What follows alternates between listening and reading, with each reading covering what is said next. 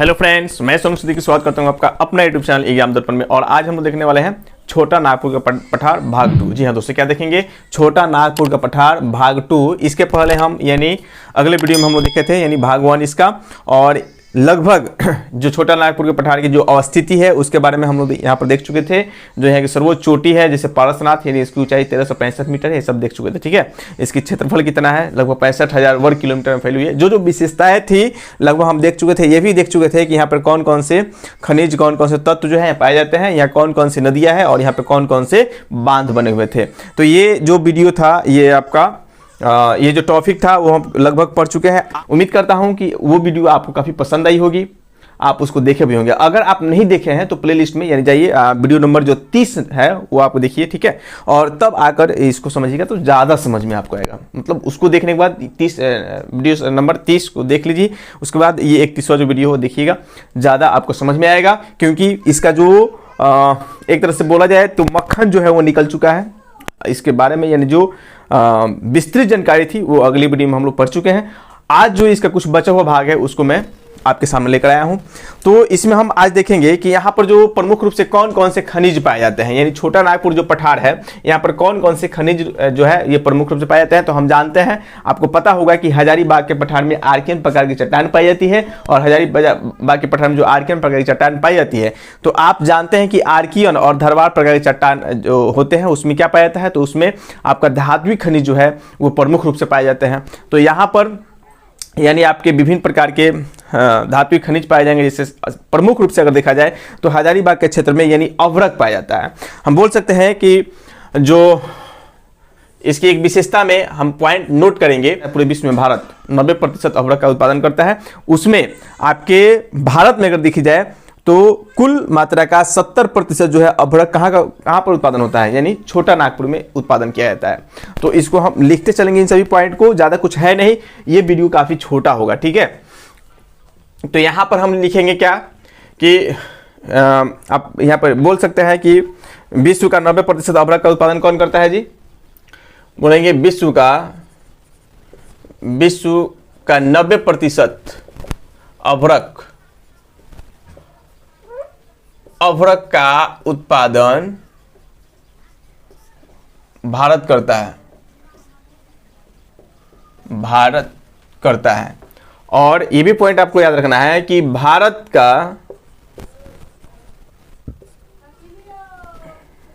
के कुल अभ्रक का 70%, कुल अभ्रक का 70% अभ्रक का उत्पादन यानी छोटा नागपुर पठार से होता है। ये भी याद रखना है, छोटा नागपुर पठार से होता है। ठीक है, यानी भारत जो है विश्व में अभ्रक उत्पादन में अग्रणी है। यहां पे ये भी पॉइंट लिख लीजिएगा, अभ्रक उत्पादन में भारत का स्थान प्रथम है। क्यों? क्योंकि विश्व का 90% जो अभ्रक है इसका उत्पादन कौन करता है? अकेले भारत करता है। लेकिन यानी भारत के कुल अभ्रक का 70% जो अभ्रक है उसका उत्पादन कहां पर होता है? तो छोटा नागपुर पठार में होता है। अब यहां पर देखें किन किन प्रकार के अभ्रकों का उत्पादन होता है। तो हम यहां पर बोल सकते हैं, यहां रूबी अभ्रक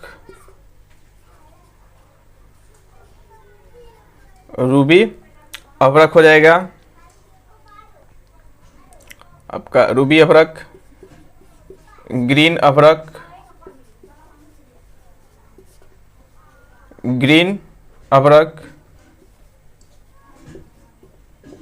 व्हाइट अभ्रक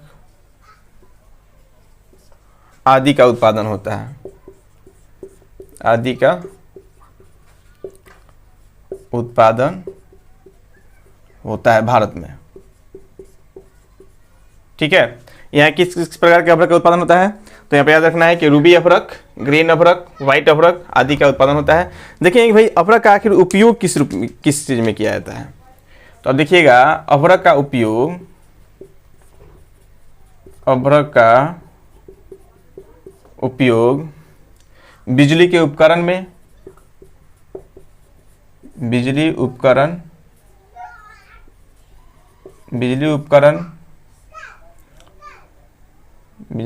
में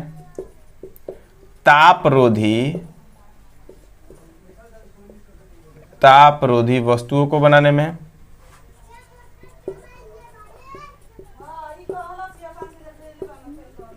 तथा पेंट बनाने में भी अभ्रक का उत्पादन किया जाता है। अभ्रक का उत्पादन होता है। ये कुछ पॉइंट आपका याद रखना है, मतलब खनिज में याद रखना है, ठीक है।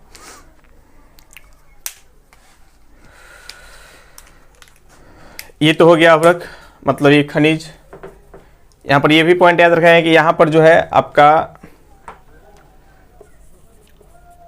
खनिज जो है वो क्या क्या, तो यहाँ पर तीनों प्रकार के खनिज का उत्पादन होता है। मतलब एक तो कोयला का भी उत्पादन होता है यहाँ पर, दूसरा अधात्विक खनिज का उत्पादन होता है, और धात्विक खनिज का उत्पादन होता है। इन सभी वस्तुओं के उत्पादन के कारण, यानी इसे क्या बोला जाता है, इसे बोला जाता है भारत का रूह क्षेत्र। भारत का रूढ़ क्षेत्र कहा जाता है। किसे, यानी छोटा नागपुर के पठार का, ठीक है। नेक्स्ट हम देखेंगे तो ये हो गया अभ्रक। अभ्रक मतलब अभ्रक के उत्पादन में भारत का प्रथम स्थान है। यहाँ विश्व का 90% अभ्रक का उत्पादन होता है, और भारत के कुल अभ्रक आपका 70% जो अभ्रक है वो छोटा नागपुर पठार से उत्पादन होता है। ये भी याद रखना है कि यहाँ रूबी अभ्रक का उत्पादन होता है, ग्रीन अभ्रक, व्हाइट अभ्रक, यानी सभी प्रकार के अभ्रक का उत्पादन होता है। इसका उपयोग किन चीज़ों में किया जाता है, तो ये याद रखेंगे। अभ्रक का उपयोग यानी बिजली के उपकरण में किया जाता है, तापरोधी वस्तुओं को बनाने में, और पेंट वगैरह को बनाने में भी अभ्रक का उपयोग होता है, ठीक है। तो एक बार आप इसका स्क्रीनशॉट ले लीजिए ताकि हम फिर आगे बढ़ें। चलिए मिटा दें इसको। फिर आगे आप देखिएगा, ये तो हो गया मान लीजिए कि अभ्रक का उत्पादन। तो अभ्रक का उत्पादन, ये पॉइंट आप लिख लीजिएगा उसी में कि अभ्रक का उत्पादन जो है ये खासकर यानी हजारीबाग के क्षेत्र में होता है, ठीक है। ये भी पॉइंट उसमें नोट कर लीजिएगा, हजारीबाग के क्षेत्र में खासकर अभ्रक का उत्पादन होता है। अगर हम देखें कि कोयला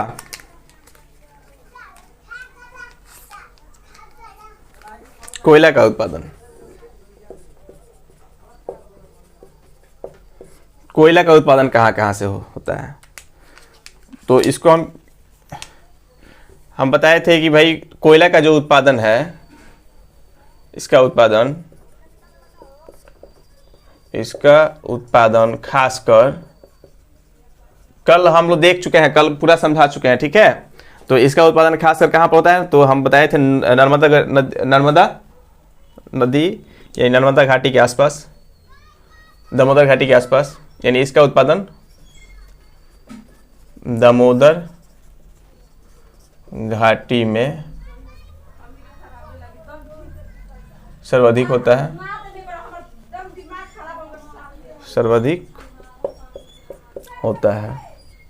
अब इसके अलावा हम देखेंगे वो कौन कौन से झारखंड के जिले हैं जहां पर इसका उत्पादन होता है। तो इसके लिए एक ट्रिक आप नोट कीजिएगा, एक ट्रिक होगा जिसको आप नोट कीजिएगा।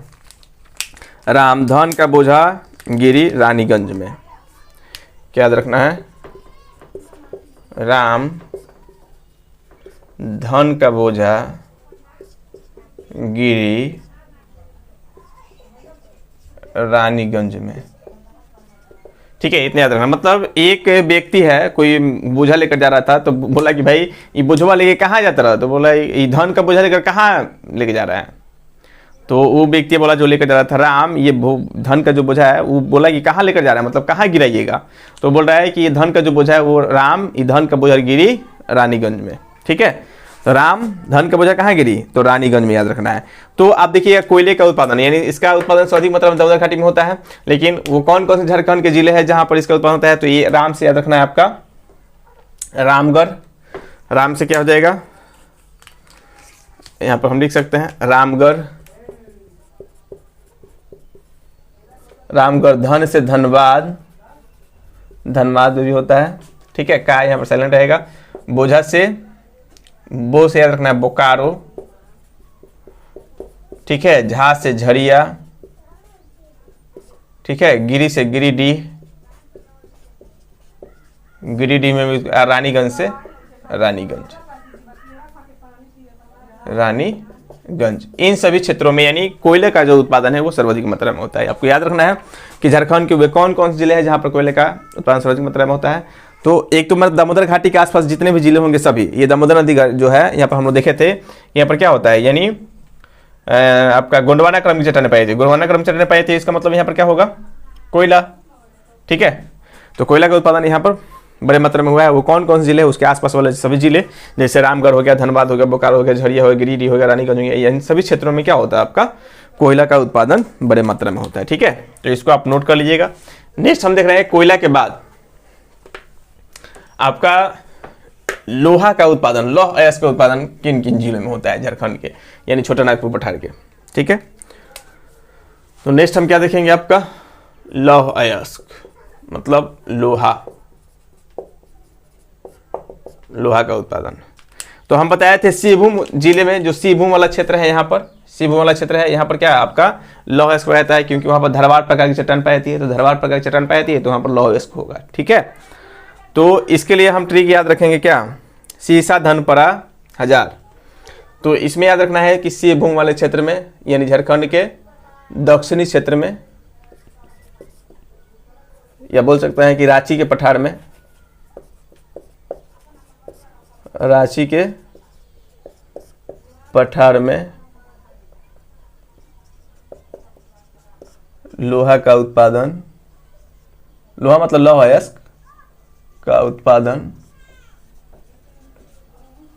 अधिक होता है। जैसे वो कौन कौन से जिले हैं, तो जिले के लिए याद रखिएगा सीसा धनपरा हजार, ठीक है। ट्रिक आपको याद रखना है सीसा धन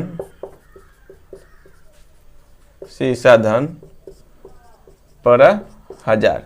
अब सीसा धन पर हजार से क्या हो जाएगा, सी से आपको याद रखना है सिंहभूम, सी से क्या याद रखना है सिंहभूम। सा से संथाल परगना, वहीं पर है झारखंड में ही संथाल परगना डिस्ट्रिक्ट है। धन से धनबाद, धनबाद में भी पाया जाता है धनबाद। आप परा से, प से याद रखना है पलामू, प से क्या याद रखना है पलामू। रा से याद रखना है आपको रांची। हजार से याद रखना है हजारीबाग, हजारीबाग। इन सभी क्षेत्रों में आपका यानी बड़े मात्रा में किसका उत्पादन होगा, तो यहाँ पर लौह अयस्क का उत्पादन होगा, ठीक है। क्या ट्रिक याद रखना है कि सीसा धन परा हजार। सी से याद रखना है सिंहभूम, सा से संथाल परगना, धन से धनबाद, प से पलामू याद रखिए, रा से रांची, हजार से हजारीबाग, ठीक है। ये एक पॉइंट है, इसको भी आप नोट कर लीजिए, ठीक है। अब देखिए लौह अयस्क के बाद यहाँ पर और किन किन खनिजों की प्राप्ति होती है इसको देखेंगे। तो यहाँ पर यूरेनियम भी पाया जाता है, यानी यूरेनियम इकलौता जगह होगा यूरेनियम का। तो यूरेनियम